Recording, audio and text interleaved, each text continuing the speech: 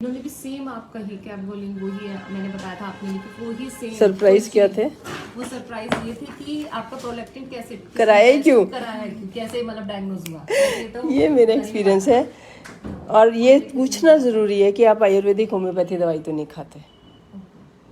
ये दो चीज़ों में कितने डायग्नोज बन जाते हैं। कोई दवाई खाते हैं उसमें कुछ स्टीरॉयड कुछ होता है, ये जो भी होता है इरेगुलर हो जाते हैं। और वेट कम करते हैं तब इरेगुलर हो जाता है, वेट बढ़ता है, शुगर होता है, थायराइड होता है, प्रोलैक्टिन होता है। आपने जो बताया था उसके अलग कुछ भी नहीं बताया, ना ही कोई मेडिसिन, कुछ भी नहीं। ये होता है अच्छे डॉक्टर को ना कि और सीखा उसने बजाय कि कंडेम करने के लिए। यही मैम यही लिखी थी उन्होंने बस। अच्छा, ये इस पे प्रिंटेड लिखी हुई है। हाँ उनका ये था मेडिसिन भी, यही टैबलेट, ये तो उन्होंने एसिडिटी की कुछ दी थी।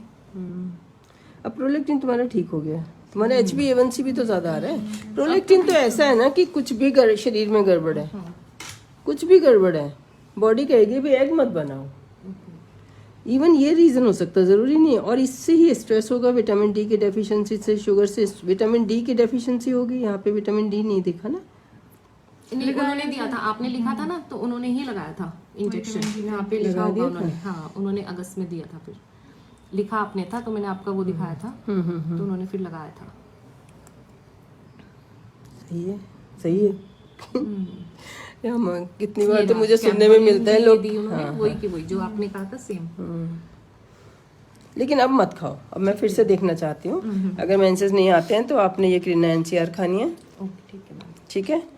और मीनोपेज विटामिन की है, ये कैल्शियम की है, विटामिन डी आपको लगा दिया। 90 मिनट वॉक करनी है, बैक एक तब ठीक होगी, ठीक है। प्रोलैक्टिन 100 तक कुछ नहीं कहता है, और अगर ज़्यादा होगा तो हमें डायग्नोस उसको अलग से करना है। अब मेंसेस से और नहीं जोड़ेंगे, तो वो तो तब डायग्नोस कर लिया कि गायनी की प्रॉब्लम नहीं है, ये हमारी प्रोलैक्टिन की। लेकिन प्रोलैक्टिन को हमने ना आप ठीक करना है, उसको बढ़ने देना है, वो कुछ नहीं कहता। बस हमें ये देखना है कि अगर है, बढ़ रहा है, ट्यूमर है, तो उसकी फिर ट्रीटमेंट होगा, है ना। डॉक्टर पेशेंट से सीखता है। मुझे सबसे पहले सबसे अच्छी बात, एक नेपाली डॉक्टर थे मेरे सीनियर, तो मैंने क्या किया, जैसे ना एक हॉस्पिटल में तो क्या होता है, बिल्कुल गांव, ये झुग्गी झोपड़ी वाले होते हैं जब जिन हम सीखते हैं। लेकिन मैं बड़ा रिस्पेक्ट करती थी कि इन पे तो हम सीख रहे हैं ना।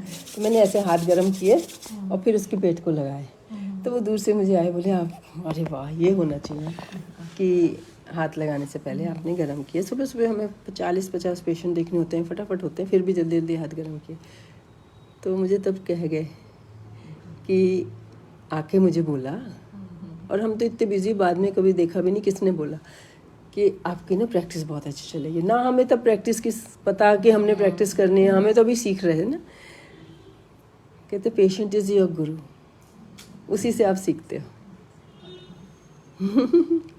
उसकी रिस्पेक्ट करना ज़रूरी है। वहाँ रह के यही टेंशन होती है कि मैम को ही दीदी को ही दिखाना है। नहीं, ऑनलाइन दिखा दो, हाँ दिखाया था इन्होंने, है ना। हाँ, ऑनलाइन दिखाया था ना। आपका प्रीवियस सीजन के बाद नॉर्मल हुआ था, हाँ जी 20 साल पहले 20 साल पहले, आपके नहीं, हमारे यहाँ। आपके नहीं नॉर्मल है। अब बस वेट बढ़ा लिया तुमने, वो चीज़ नहीं मानी। ऑनलाइन देखते हो पेज हमारा? हाँ जी ऑनलाइन भी, उसमें फेसबुक पे भी देखती हूँ, आपकी फेसबुक पे आती है ना, हाँ, उसमें हाँ, आप शेयर करते हो। Happy new year.